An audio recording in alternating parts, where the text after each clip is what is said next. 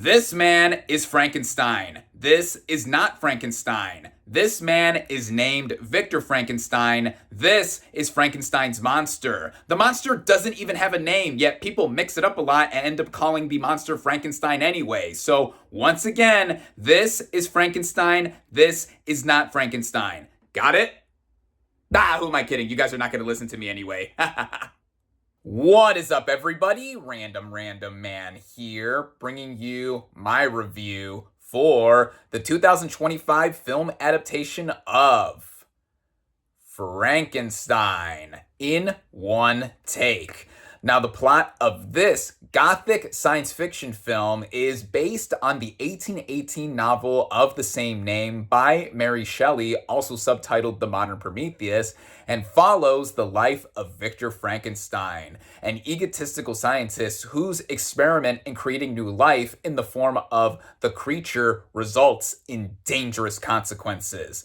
Going into this movie, I was quite looking forward to seeing it. Not just because it is a new adaptation of Frankenstein, which there have been countless versions of across different mediums, but it is the latest live-action feature film from writer, producer, director Guillermo del Toro. Órale, Mexicano! Sorry, I gotta do that every time I shout out a fellow Mexican, as he is one of my favorite filmmakers, and him, along with the other of the tres amigos of Mexican filmmaking, Alfonso Cuarón and Alejandro González Iñárritu, they have really, in the last decade, made names for themselves in terms of getting a lot of recognition for their films. Of course, all of them have been doing films for longer than that. Almost 2 whole decades ago, Guillermo del Toro did my favorite film of his, El Laberinto del Fauno, or Pan's Labyrinth.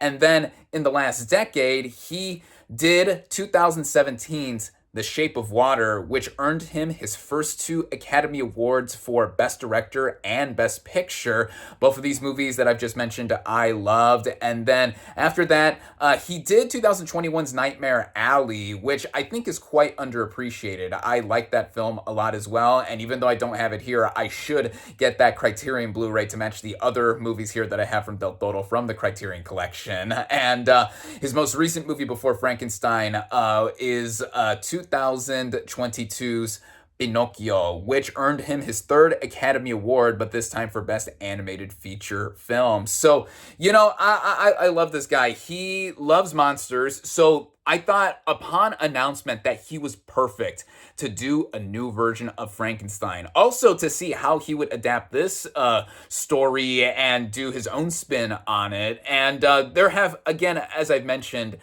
been many versions of Frankenstein. Earlier this week, I actually went back to the 1931 version directed by James Whale because, well, it was just before Halloween. Even though right now we're past Halloween, I was in the mood to watch something spooky season related. And, you know, that is one of the most iconic monster movies ever made. And, you know, an early example of, like, you know, how the medium of film was really coming into its own. And, of course, the portrayal of Frankenstein's monster by Boris Karloff is iconic. Many people, when they think of Frankenstein, or I should say Frankenstein's monster, after my whole spiel at the beginning of this video, they think of the look of him, even though it's not necessarily one of the more faithful adaptations of Mary Shelley's original novel. So again, I was really looking forward to seeing this, and it was announced as a Netflix production, and Guillermo del Toro previously did that Pinocchio film for Netflix, but as you saw me flash earlier, I saw this thing in theaters, as my closest theater to me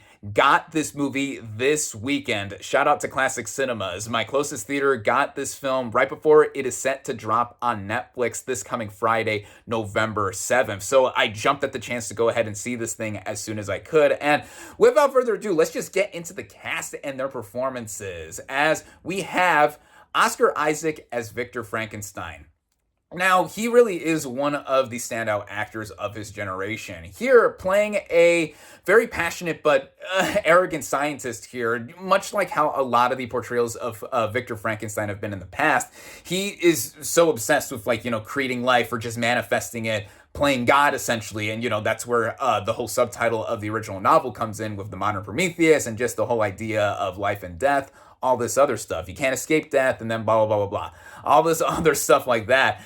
And I think that with how this is all going to be at least with how I knew the story previously, because I am familiar with the original novel, the way that Isaac navigates this performance, I thought was just very top tier as well. He is somebody who really got me to identify with him in a way, but then also, once his experiment comes to life and then he becomes even more restless and just, very remorseful as well, he navigates all that very well. There's quite a bit of time dedicated to that in what we see here in a leading turn by Isaac. Then we have the creature, or Frankenstein's monster, who's known as the creature here instead of just leaving it as the monster, and he is played by Jacob Elordi. Most people know him as that douchebag Nate from HBO's Euphoria, and he's been in other stuff as well too in terms of movies, but here this is a big showcase for him. He stands at more than 6 feet tall and has a hulking presence to him, so him being chosen to play Frankenstein's monster was quite an interesting choice. But I gotta say that in execution, he gives one of my favorite film performances of 2025. He really commits to the role, being at first somebody of few words and just having that whole physicality and presence about him. The makeup on him is crazy. I'm going to mention that later. And how he goes about this performance, it's like, wow, it really stunned me. I think he should be nominated for an Oscar for Best Supporting Actor here. Actually, currently, he is my choice to win right now because this performance really stood out, how he bounces off of Isaac after he does come to life, and then also the bigger prominence that he has later on in the film. It's insane to see how he goes here, and he's really growing as an actor, too. I mean, I know Euphoria Season 3 is going to drop next year, and we'll see what he does with that, but here in terms of film, he really has a huge, big step up with what he has done with this performance and just how he has portrayed this monster, and is now, I think this is now an iconic performance on its own, instantly, an instant classic of it. I really was blown away by his performance here. Then we have Mia Goth, who plays Elizabeth, the fiance to Victor Frankenstein's brother, William. William is played by Felix Kammerer, who most international audiences will know as being the lead of 2022's version of All Quiet on the Western Front, also a Netflix production. I thought he did well here, but Mia Goth as Elizabeth, she is someone who Victor Frankenstein becomes obsessed with, and not only does she play her, but she also plays Victor Frankenstein's mother, the Frankenstein mom, earlier on in the movie when we get into the childhood of his character. And at first I was thrown off seeing it how, like, was I being deceived in that this is an actress who looks a lot like Mia Goth, because I knew she was in this movie, but it was like, no, this is actually Mia Goth playing a dual role briefly as the mother who dies giving birth to Victor's little brother. And there I was like, okay, there's that. But then as Elizabeth, Mia Goth is a scream queen already, but this is a much more subdued performance, but also one that's of a specific light because of what she does and also interacting with the monster eventually. So I thought she was great here as well. Christoph Waltz plays the uncle to Elizabeth, and he's also someone very wealthy and finances the experiment that Victor is going through, of course, in creating the monster. And I believe he is a new character. Like, he's kind of like an amalgam of like being the hunchback assistant Igor and like other people kind of sort of thing. But yeah, as far as I know, to my recollection, yeah, this is someone who is new, but fitting for this adaptation because he is someone who, is impressed by what Victor is doing. And of course, Christoph Waltz, 2-time Academy Award winner, he is a class act in whatever he does, bringing it in here as to how he's incorporated in the story, also contributing to how this movie flows and is as an adaptation of the novel, changing it up as well. And I also have to give a shout out to David Bradley. David Bradley plays the blind man who comes in later on in the movie, and I didn't even recognize that was him. And that showed how strong his performance was, because especially when he bounces off of another actor that shows up later in the movie or has more prominence in the film, I was like, wow, that really stood out to me. I mean, this movie is living and breathing characters that fit all of the gothic stylings of the setting that it's portraying, and I feel that really has me further go into the mood and the setting and aura of this film. So yeah, all the performances here I think are just top of the line, especially Elordi's as the creature. Getting into the writing, and by extension directing by Guillermo del Toro. Like I said, he is adapting probably the earliest, or one of the earliest at least, known works of science fiction in terms of text. And, Mary Shelley's novel became so famous, like, in the Romantic period, and just, like, also reflecting on this point in time where people are like discovering like new things. And then also in the case of portraying Frankenstein as a character, he's obsessed with wanting to create life and just harnessing that power. But of course, that goes into a bunch of different things and becoming someone that has a god complex or just other stuff like that here too. The film takes place in the 1800s, much like when the novel was published. And going through with how it is structured initially, right off the bat, the movie is one of the more faithful adaptations of the Frankenstein novel, because it begins with a captain played by Lars Mikkelsen, Mads Mikkelsen's brother, by the way. That's cool. He's leading an expedition with a crew on a ship to the North Pole, and it then segues into him running into Victor Frankenstein, and then the movie flashes back to Victor telling his life story leading up to the point where he is at the North Pole. So a lot of the adaptations of Frankenstein leave that out or don't play up that how it was in the original novel, where that is a framing device for the whole story being told. And how that goes initially, we get to see just the lavish lifestyle that Victor was brought up in. And then, of course, once he's an adult, he is trying to go ahead and harness the power of just trying to create life and doing all this together.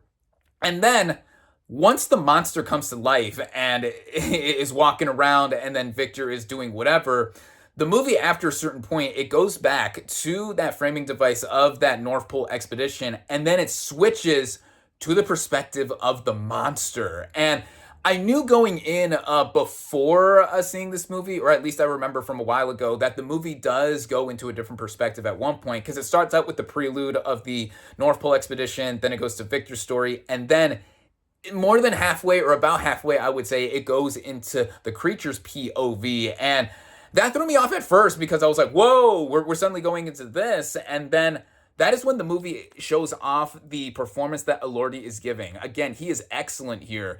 And then before that, we just see how he bounces off of Isaac and the other characters that he runs into. And just having that go in the way of the flow of this movie, it creates, I think, a very comprehensive and compassionate portrayal of Frankenstein specifically. And that's what stood out to me in watching this all play out here. And with how dense this movie is, it certainly helps because it was keeping my attention for how it is about 2.5 hours in length. You could literally watch the James Whale film adaptation of Frankenstein from 1931 twice before you even finish this version. That film is only 70 minutes. This movie is 150 minutes. So it's like, whoa.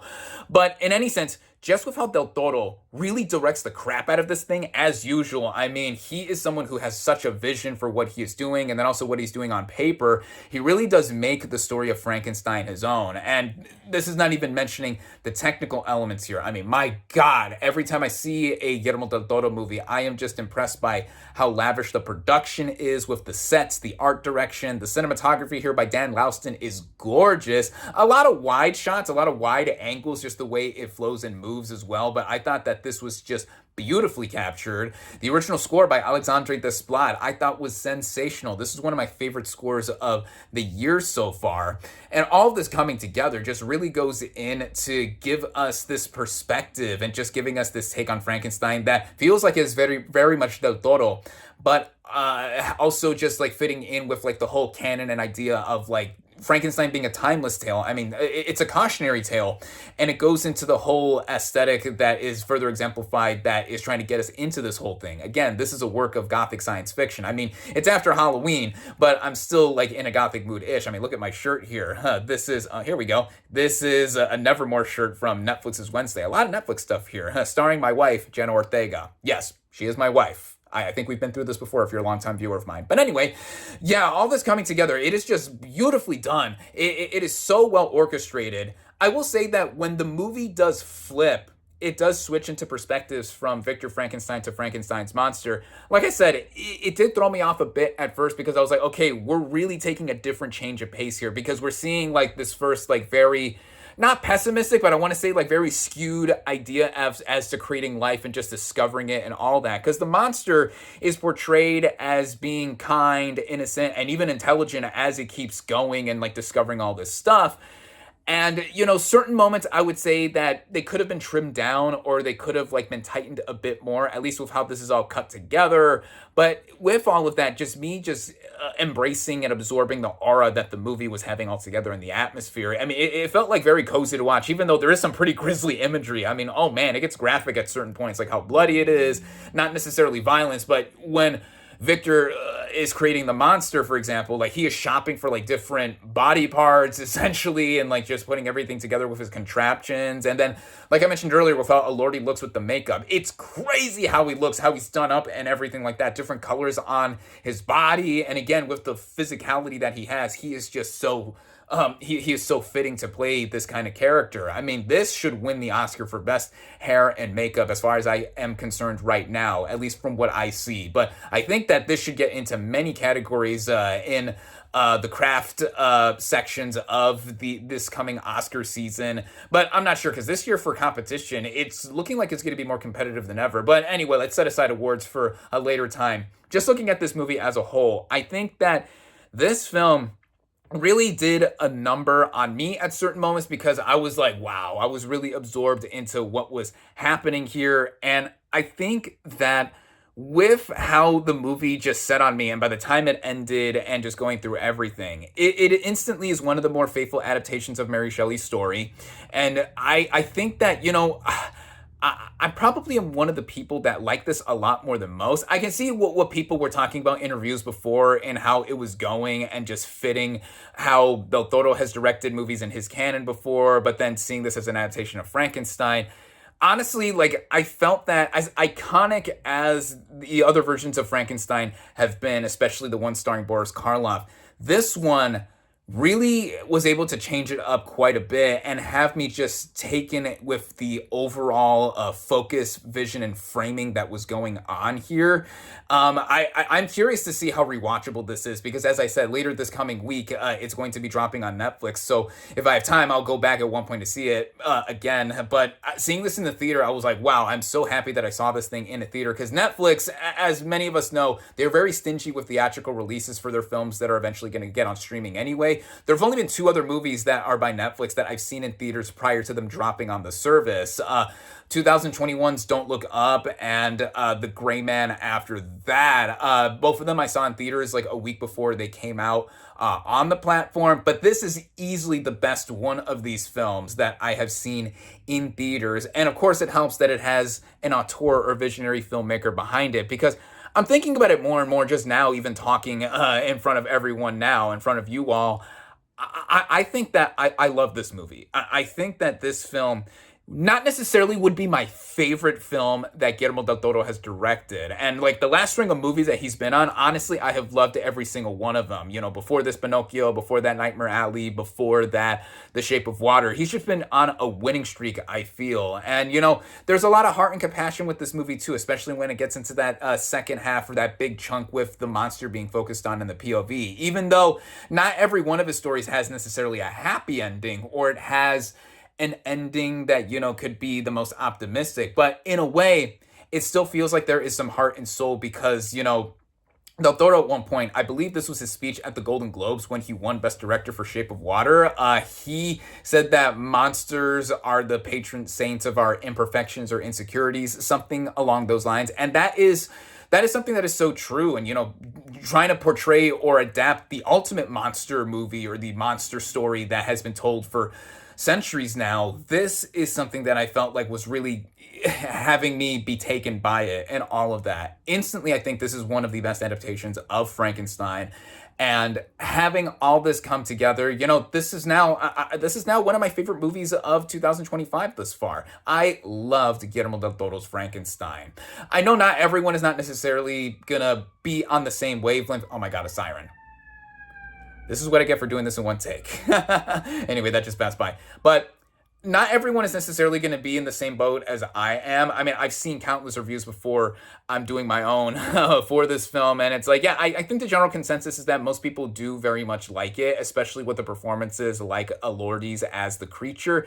But I don't know. I gotta say that, I'm continuing on and feeling like that Del Toro and at this point in his career, I should say, he really is doing win after win after win after win. And hopefully this does get some recognition and gets a big push this coming awards season. I don't think it'll necessarily get into Best Picture, maybe not Best Director. I think that's too crowded, but for sure, Lordy should get in for Supporting Actor and all the craft categories. Yeah, again, I loved Guillermo del Toro's Frankenstein. It's a beautifully compassionate and comprehensive adaptation of one of history's most iconic monsters in fiction. And yeah, there's really not that much more I have to say about this movie, aside from giving my final verdict. So, my final verdict for Frankenstein is 4.5 out of 5 stars. Thank you all, as always, for watching. Be sure to like this video, comment on what you thought of Frankenstein, social media links in the description. Subscribe to my channel for more, and I'll catch you on the next movie review.